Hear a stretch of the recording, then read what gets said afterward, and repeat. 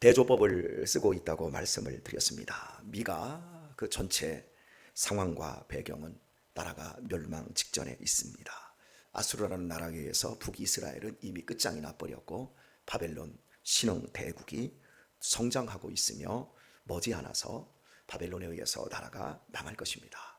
현재는 망하지는 않았어도 지도자들의 부정부패로 말미암아 나라는 풍전등화와 같고 백성들은 온갖 우상 숭배에 지금 큰 영적 위기에 있습니다. 안팎으로 살펴도 나라의 미래가 없는 상황에서 미가 선지자는 700년 후에 이루어질 하나님의 놀라운 비전을 보면서 마치 노래하듯이 오늘 본문을 이야기를 하고 있습니다. 베들레헴 에브라다, 베들레헴에서 예수 그리스도가 올 것이라고 하는 이 구약과 신약을 온전히 꿰뚫고 성취한 그 말씀 한 구절을 대표적으로 찾으라고 한다면 바로 미가서 5장 오늘 본문 2절의 말씀을 뽑습니다. 예수님이 베들레헴에서 태어나지 않으셨습니까? 신약적으로도 굉장히 중요한 말씀입니다. 읽은 말씀에서 오늘 작을지라도, 너는 유다 족속 중에 작을지라도, 이 부분을 좀 조명을 하면서 우리에게 적용을 좀 시켜 보았으면 좋겠습니다. 암담한 미래를 책임질 사람은 오직 하나님의 아들뿐입니다. 그는 아주 작게 시작할 것입니다. 그러나 그의 근본은 상고에, 옛날에 이런 표현이지요. 그리고 태초에니라. 세상이 시작하기 그 시작, 세상의 시작, 거기에서부터다라고 말씀을 합니다. 우리는 옛날 이렇게 하면 모든 것이 허용이 되어집니다. 옛날에는 호랑이도 담배를 피웠습니다. 다 거짓말이에요. 다 이게, 그런데 그것이 모두 이해가 되어지지 않습니까? 네, 그 정도로 멀리 있는 거예요.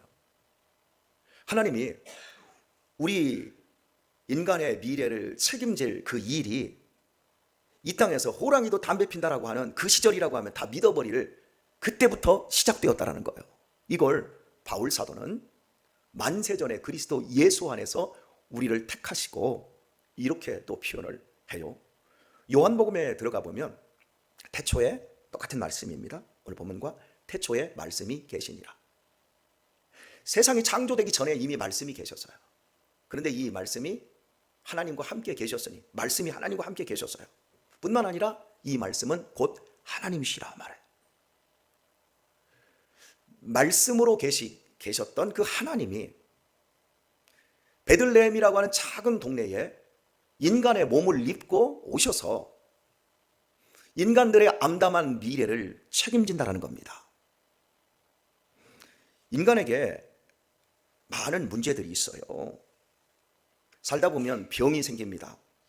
이 병은 누가 고쳐요? 의사가 고칩니다. 살다 보면 인간의 편리에 의해서 만들어진 자동차 같은, 또 컴퓨터 같은 여러 기계들이 있어요.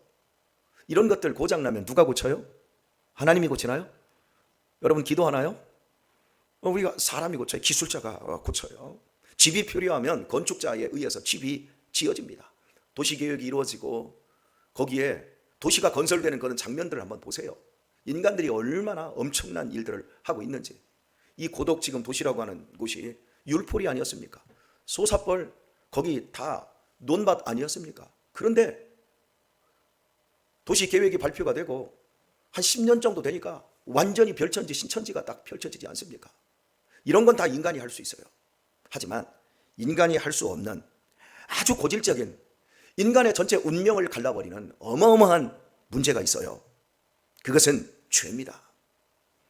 죄는 인간이 해결할 수가 없어요. 어떤 정치인도 죄를 해결할 수가 없고, 어떤 경제인도, 어떤 고승도, 어떤 현자도 이 죄를 해결할 수가 없어요. 죄는 하나님을 향한 반항적인 기질입니다. 자기가 주인 되는 겁니다. 이 죄 때문에 인간은 무너지고 저주 아래 있고 결국 사망으로 끝장이 나는 거예요. 이 죄가 얼마나 무서운지 하나님의 엄청난 축복 가운데서 이스라엘 백성들이 다 망해버리는 거예요. 하나님이 그들에게 얼마나 많은 축복을 주셨고 그들을 어떻게 살펴주셨는지 우리 구약성경에서 우리 다 보고 있어요. 그럼에도 불구하고 이 내면 속에 있는 죄가 해결되지를 않으니까 결국 원망과 불평으로 하나님께 온갖 반항적인 행태만을 하다가 결국에는 바벨론에 의해서 나라가 멸망하는 이 엄청난 위기를 당하게 되었어요. 바로 그때 하나님은 미가 선지자를 통해서 인간의 미래를 책임질 사람은 하나님의 아들이다. 그는 상고에, 그는 태초에 영원전부터 계셨던 하나님의 아들이다. 그가 어디로 오느냐? 베들레헴 에브라다. 에브라다는 에브라시라고 말씀드렸어요. 풍성한 열매라는 뜻이. 그리고 베들레헴은 떡집이라고 말씀드렸어요. 풍성한 떡집. 아무리 작을지라도 하나님의 아들이 이 땅에 오기만 하면 인간의 죄의 문제를 해결하고 사람의 삶을 풍성하게 아름다운 떡집으로, 넘치는 떡집으로 만들 수 있다. 이러한 비전을 오늘 본문이 이야기를 하고 있습니다. 여러분, 저는 우리 한국 가요사에 가장 위대한 노래를 뽑으라고 한다면 예전에 최희진 씨죠. 하숙생. 저는 그 노래를 첫 번째 자리에 놓습니다. 의미적으로 그 노래는 복음만 빼놓고 인간의 상태를 완벽하게 말하고 있거든요. 오늘 이 새벽이라 제가 노래하기는 좀 그렇지만 그래도 한 곡조 좀 뽑아보도록 하겠습니다. 중정으로. 인생은 나그네 길 어디서 왔다가 어디로 가는가. 어디서 왔는지 어디로 가는지 사는데 자신의 근본을 몰라요. 내가 누구인지 어떻게 살아야 되는지 어떻게 죽어야 되는지 몰라요. 그저 열심히만 살면 되는 거예요. 열심히 공부하고 열심히 일해서 한평생 잘 먹고 잘 사는 거. 그러나 어디로 가는지를 몰라요. 구름이 일어나는데 그래서 구름과 같은 인생이기에 정일랑 미련일랑 주지 말자. 인생은 나그네게 어디서 왔다가 어디로 가느냐. 아멘 하면 안 돼요. 이건 세상 사람들 얘기예요. 이 노래를 부르면서 믿음의 사람들도 고개를 끄덕끄덕하면서 정일랑 미련일랑 주지 말자. 성경을 보세요. 우리도 나그네예요. 그러나 우리는 이 땅에서 그냥 나그네가 아니라 임마누엘, 하나님이 우리 가운데 근본이요 상고이신 태초이신 하나님이 우리 가운데 찾아오셔서 우리를 하늘 자녀로 만들어 주셨어요. 이 땅에서 그냥 정일랑 미련일랑 주지 않고 사는 것이 훨씬 가벼운 인생을 넘어버려서 이 땅에서 사랑하는 자들아, 우리가 하나님으로부터 그 사랑을 입었고 사랑으로 부름을 받았으니 우리가 서로 사랑하자. 사랑은 하나님께 속한 것이니 사랑하지 아니하는 자는 아직 하나님의 사랑 안에 있지 않으며 하나님의 사랑도 모른다. 사랑하라. 죽도록 충성하라. 미련을 두기 위해서가 아니라 정을 붙이기 위해서가 아니라 우리가 어디에서 왔는지를 알고 있으며 어디로 가는지를 알고 있고 우리가 누구와 함께 살고 있으며 누구에게서 상 받을 것을 아는 사람이기 때문에 이 땅에서 사랑하라는 거예요. 자, 많은 사람들이 자신의 삶을 굉장히 작게 여깁니다. 예, 작습니다. 보잘것없습니다. 하지만 우리에게 말합니다. 너는 작을지라도 이렇게 말해요. 이스라엘을 다스릴 자가 네게로 나올 것이라.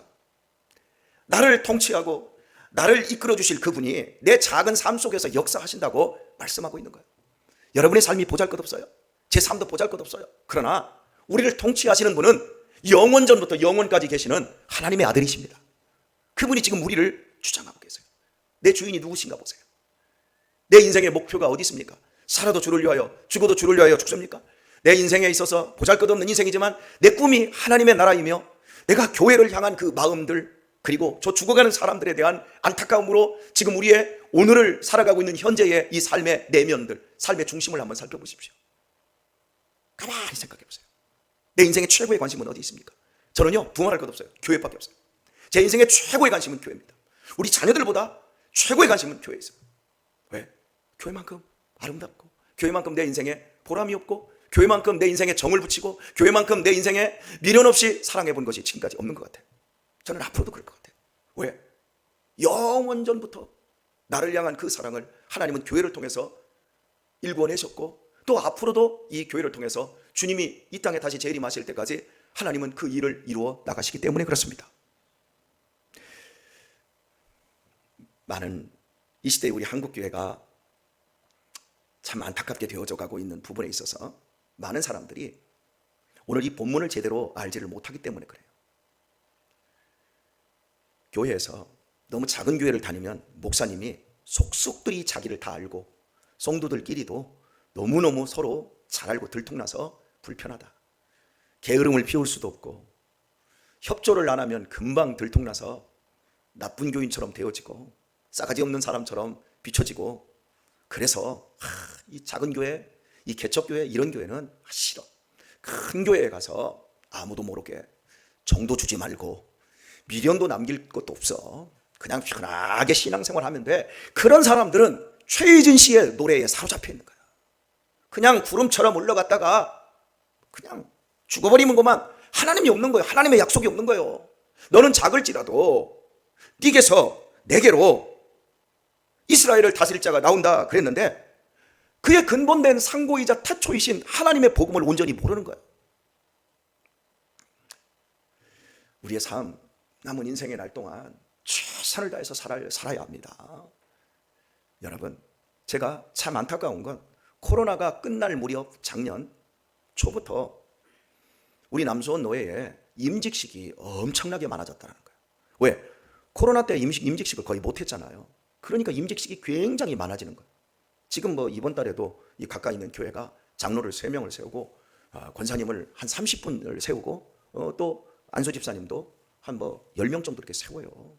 그런데 중요한 건 그 교회가 밥할 사람이 없어서 밥을 못 한대요. 일꾼들을 엄청나게 세워요. 거기뿐이 아니에요.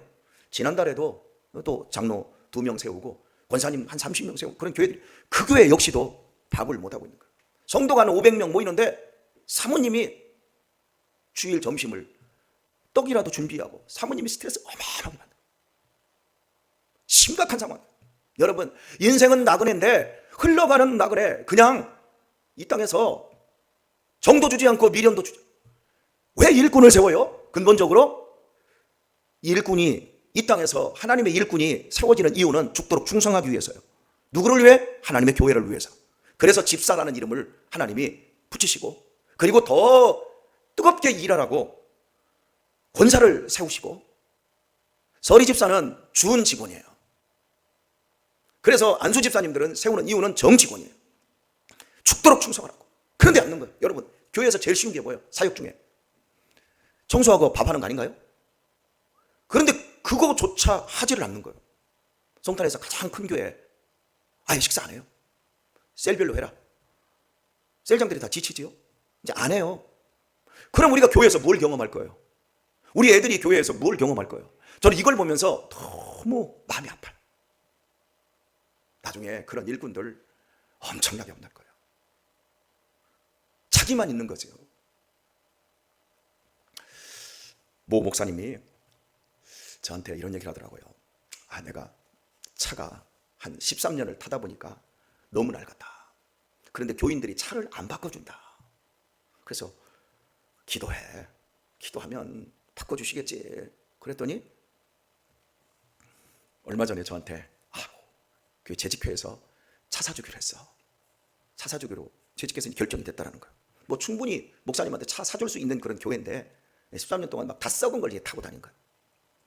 차 바꿔주기로 했는데 자기는 소나타를 타고 싶은데 성도들이 그랜저를 사주기로 결정을 했다는 거예요.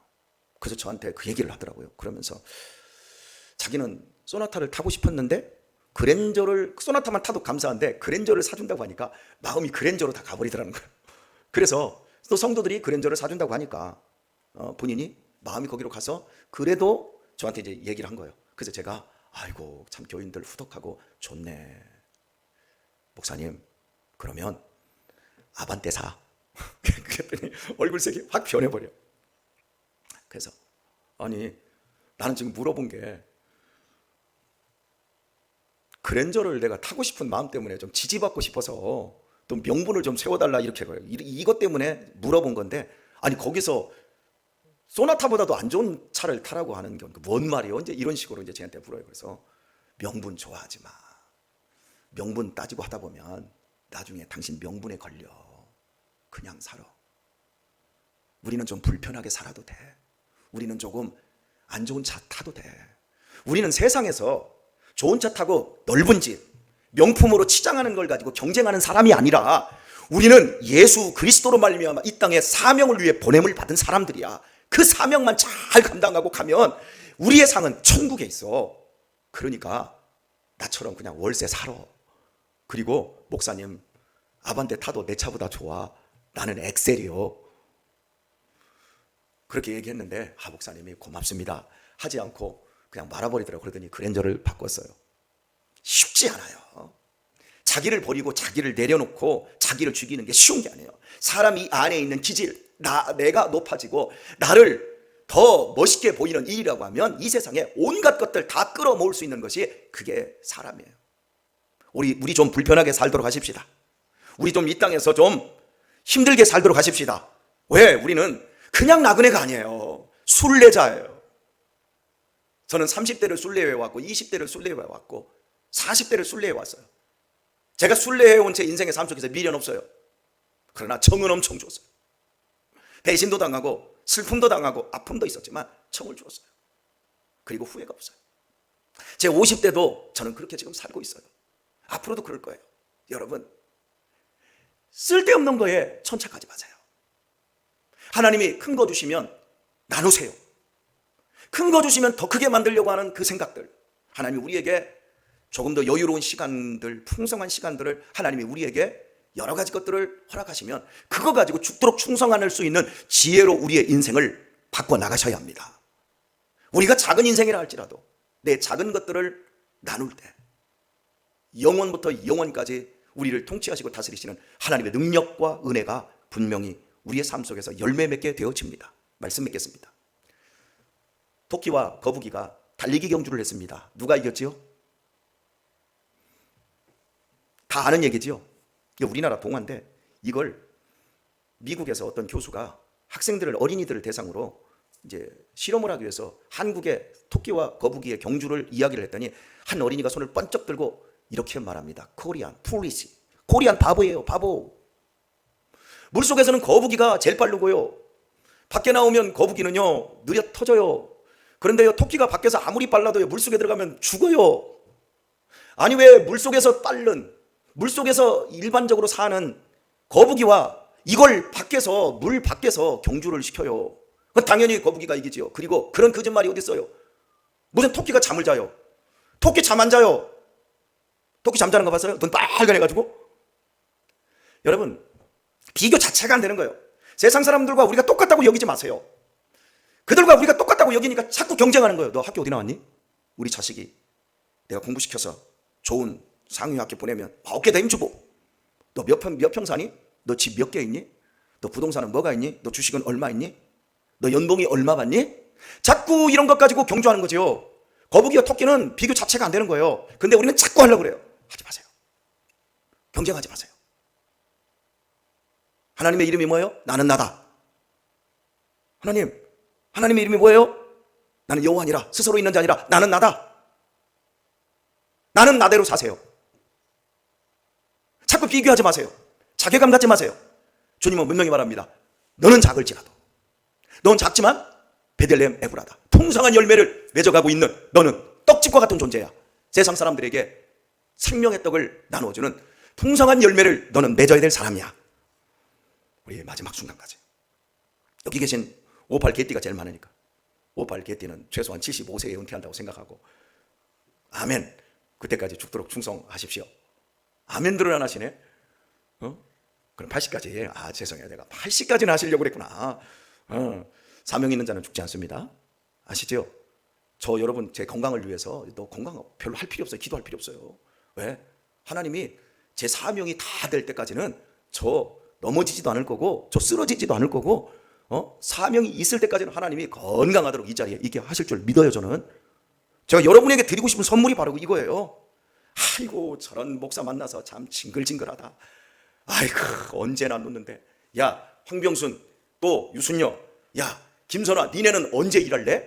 이거 언제 바톤 타치할래? 그런 생각하지 말고 나나 잘하시면 돼요. 그런 생각하면 자꾸 비교가 되니까 성질이 나는 거예요. 그리고 빨리 내려놓으려고 하는 거예요. 김동래 권사님, 이진남 권사님 내려놓으니까 뭐예요? 개털이지 뭘. 안 그래요? 그래도 옛날에 일할 때가 좋은 거잖아요. 그죠? 그러니까 비교할래도 좀 좋은 걸 가지고 비교하고 하나님의 나라에 가서 상 받을 그 자리에 가고 있는 사람으로 오늘을 살아내시란 말이에요. 이 하루도 멋진 하루, 영원부터 시작된 하나님의 그 동행이 오늘도 우리의 삶 속에서 아름답게 풍성하게 열매 맺는 이 하루 되실 수 있기를 예수님의 이름으로 축원합니다.